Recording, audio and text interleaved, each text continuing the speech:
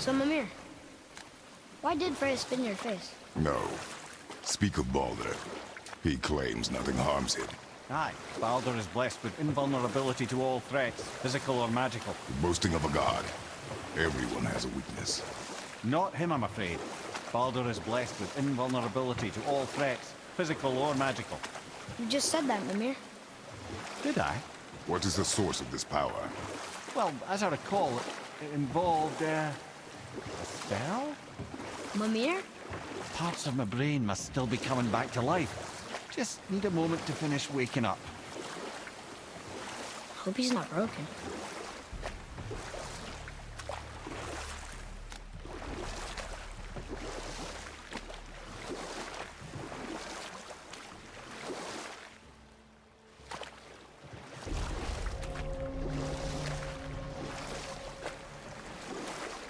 Mimir, we're on the lake.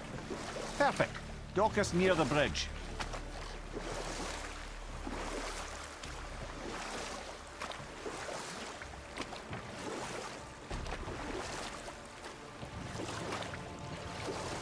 Mimir, you never did tell me why Freya spit in your face. Enough. No stories. Not while on foot. Our focus is the road. Completely understand. I'll finish later, lad. Ed, how do we speak to the serpent? There's a horn on a platform at the middle point of the bridge. Take me to it. Finally, that horn!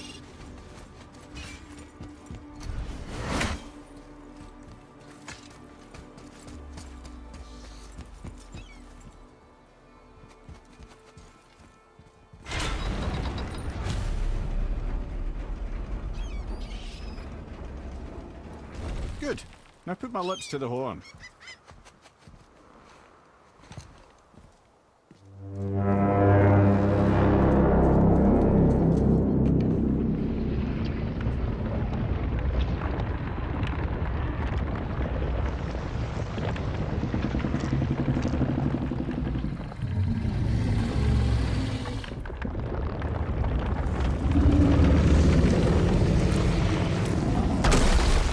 Why is he doing that?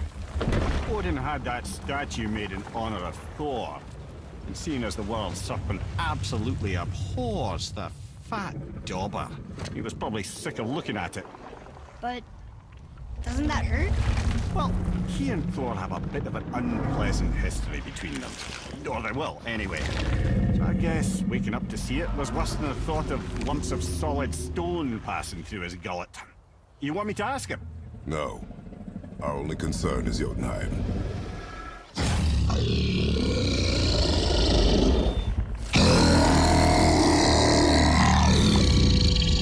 Right, wish me luck. Ooh, ha, ha, ha. You enemy.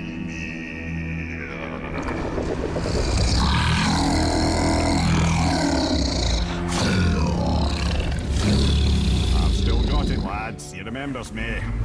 Why you? Oh no, that's not right. Mokuno Huntunku.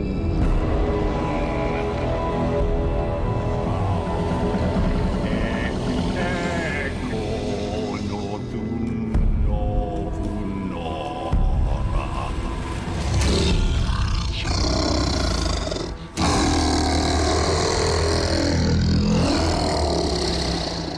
He knows the pain of your loss. He will help you.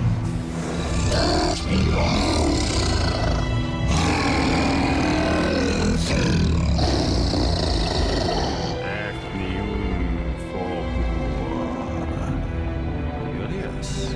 What is it? Nothing to be concerned with.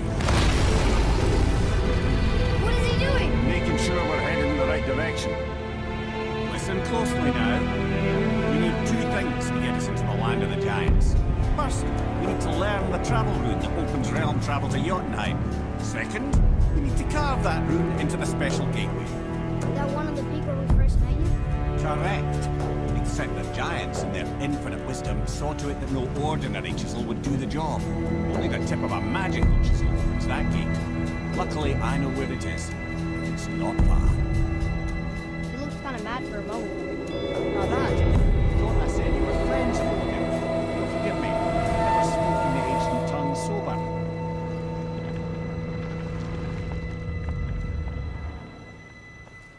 Wait, look! The water's dropped even further. You can see more of the realm towers and statues. I even see new places to explore along the shore. Where is this chisel? Find me a boat, and we'll go from there.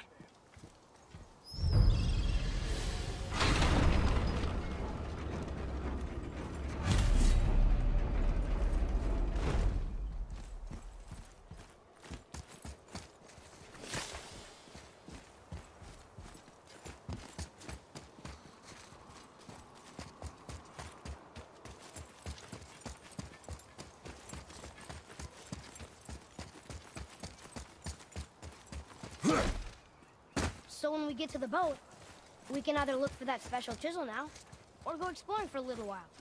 I'm happy with whatever you want to do.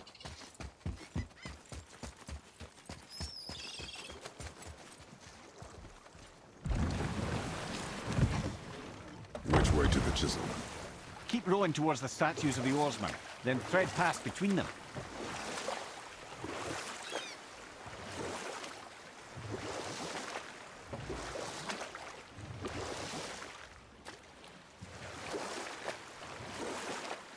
Mimir, you never did tell me why Freya spit in your face.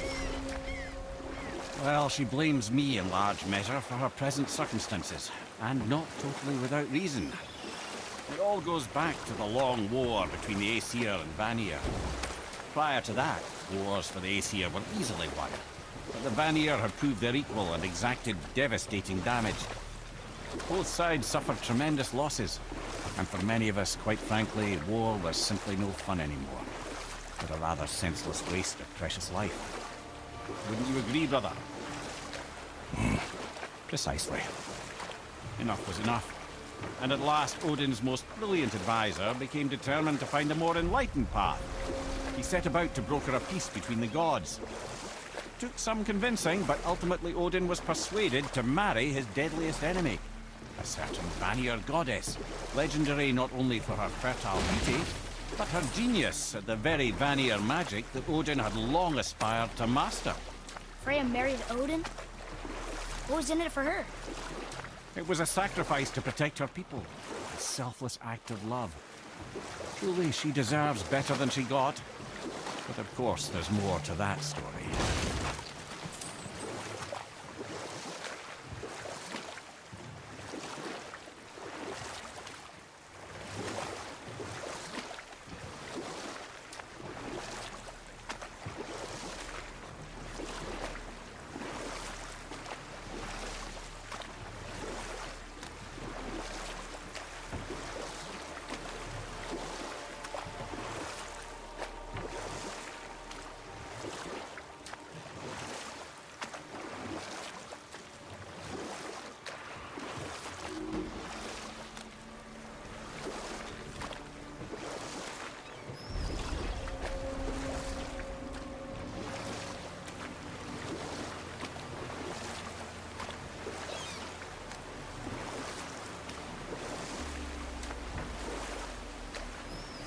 You can beach over here.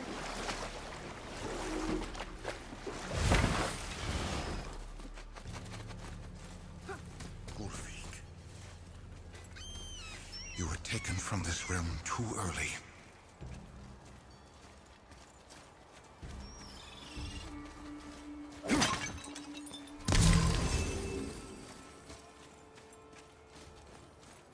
You who walks among the living, my beloved Gulvig calls to me.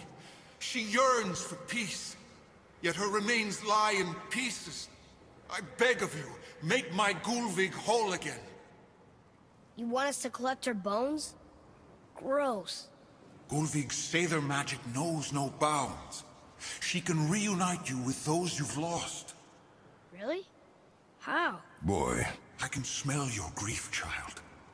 Rest assured, her magic is strong enough to create bridges between life and death, if only for a short while. boy, we are leaving. They've taken 3 of Sweet Gulvig's bones and spread them across the lake. Bring me her bones, child.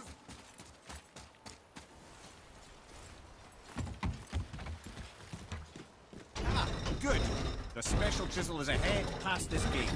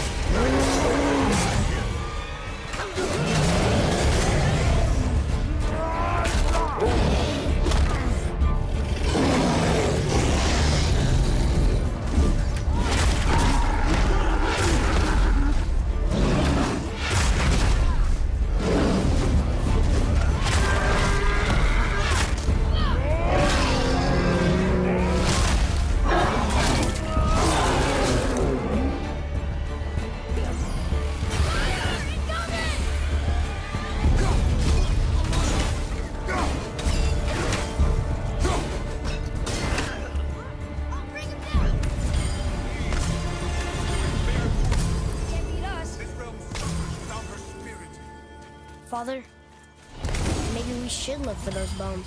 Why? Didn't you hear him? We could talk to Mom again. If we keep an eye out Look while if you wish, boy. I will not be distracted by this fool's errand.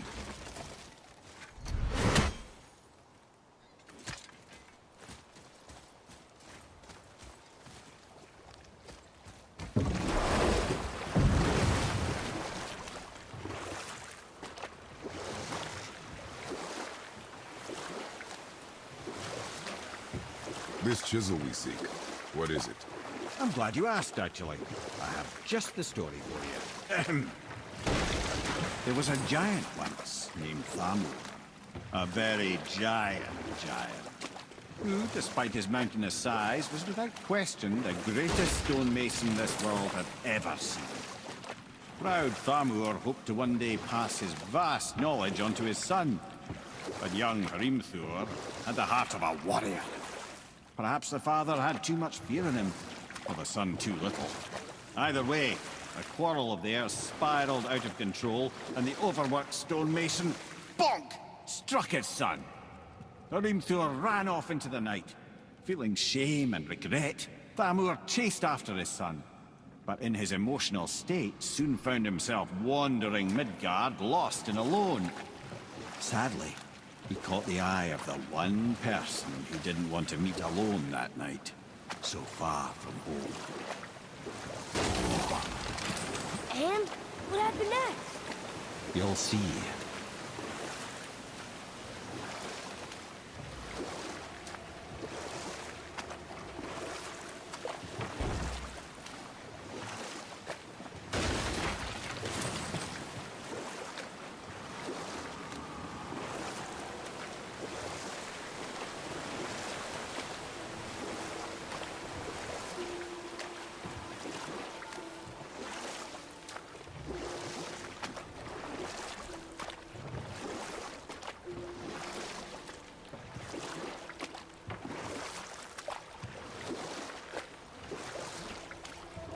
They killed him. No. We fell in the village? Aye. When Thamur fell, he crushed a charming place famed for worshipping the Vanir god Njord. Thor always took credit for planning that one. Truth is, the sweaty clawbag just got lucky.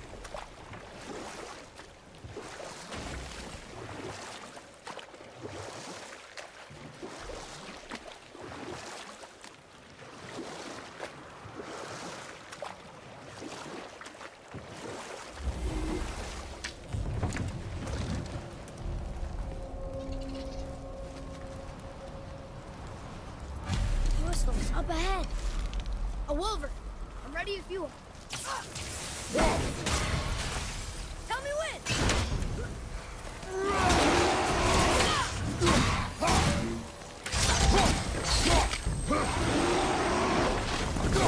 Wolver, back up.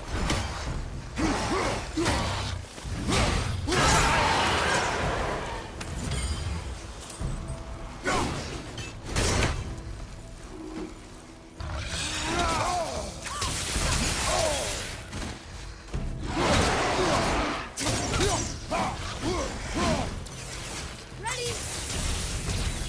Boys for go!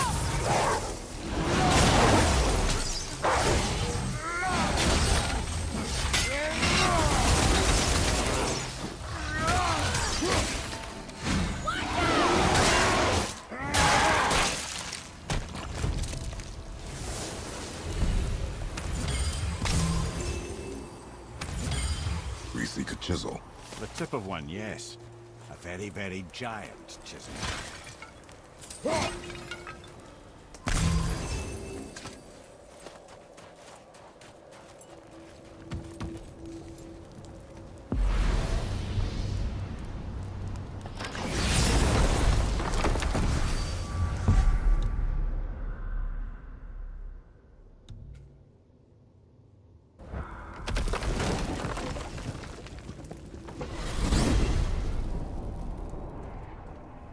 Well, you gentlemen certainly know how to get around.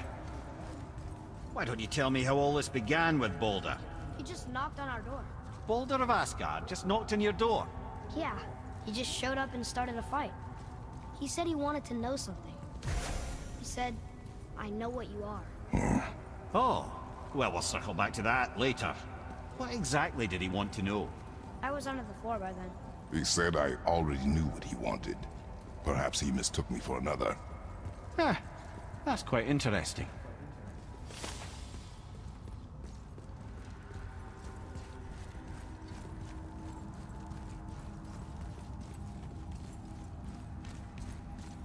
We jump. Really? Oh dear.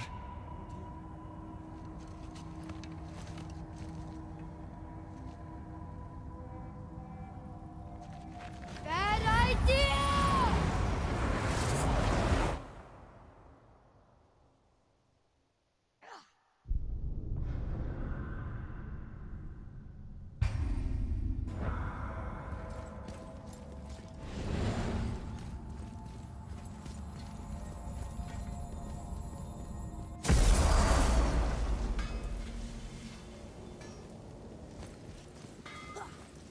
Oh there.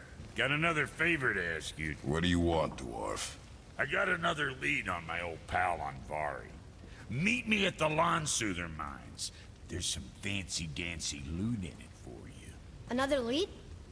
But we already found him. Well, found his hand anyways. I'll explain at the mines.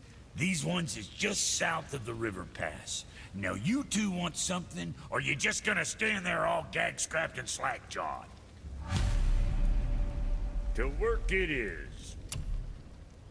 Pulled the ring off Anvari's hand at the Velander mines. Feller was always tampering with souls and dark rituals and matters of the night, see?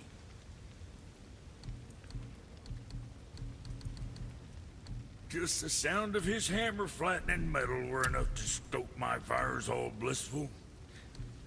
Shit, you better clear out before I get all frisky.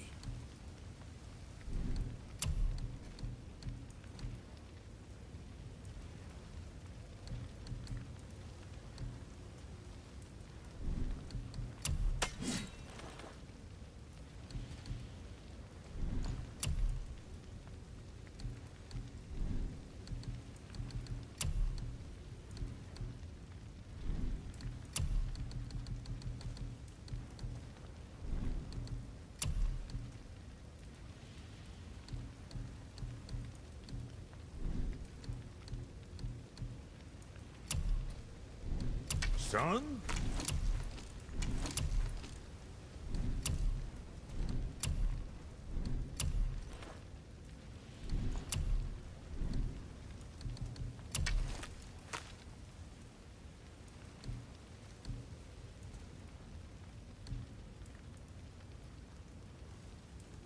You know, being small like us, that's natural art.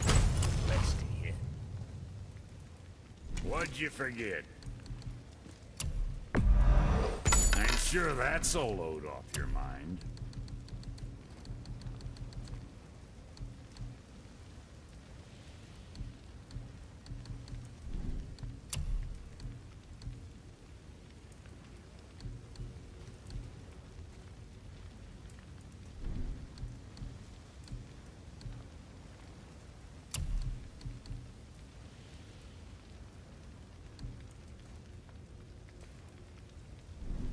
Now, about that other thing.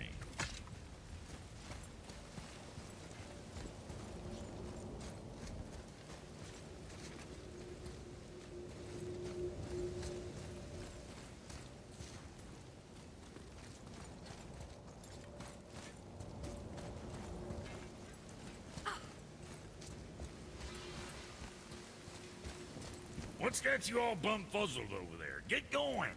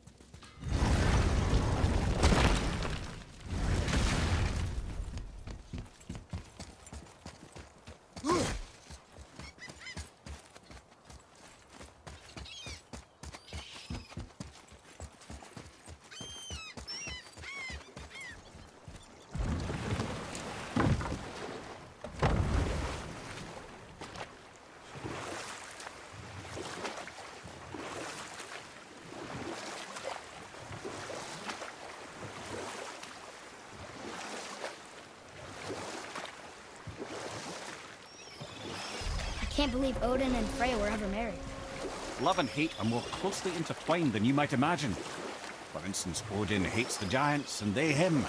But Thor's own mother was the giantess Fjorgun, one of Odin's great loves. So Thor's half god and half giant? Weird. Once Fjorgun was gone, lonely ages passed for Odin. And as war with the Vanir raged, I could see what he really wanted beneath his clothes. And after no small amount of convincing, Freya agreed. For a while there, he really turned on the charm. He seemed happy. He seemed interested in making her happy. He granted her so many wishes I could scarcely recall them all.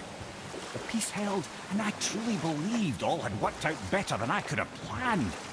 But Odin's true face showed itself again in the end. He won Freya's trust, and she taught him some of her Vanir magic, another choice she would live to bitterly regret. Sadly, despite his wise counselors' best efforts to persuade him that peace was the only true path to stave off Ragnarok, Odin never let go of his obsession with Jotunheim. The taste of Vanir magic led him to new forms of experimentation and new levels of depravity.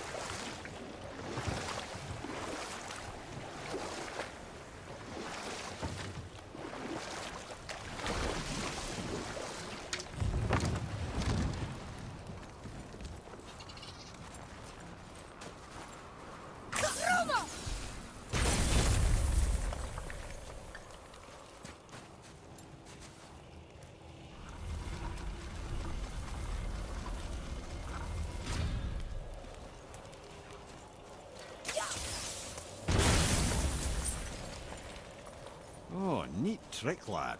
Thanks. His idea.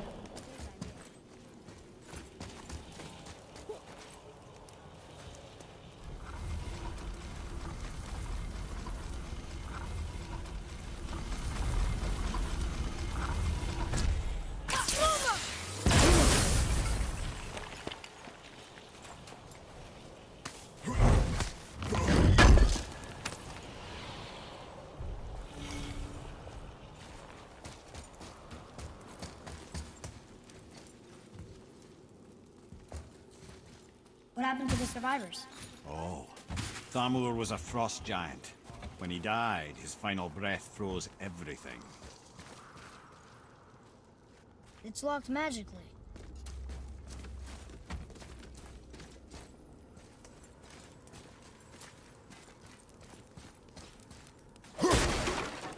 Atreus, to me.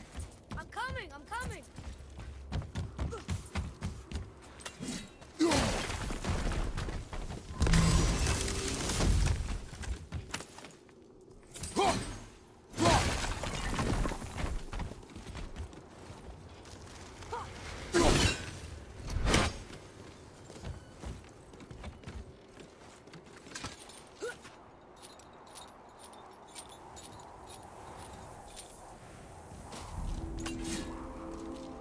There he is. Find the tip of that chisel. That's the magic we need.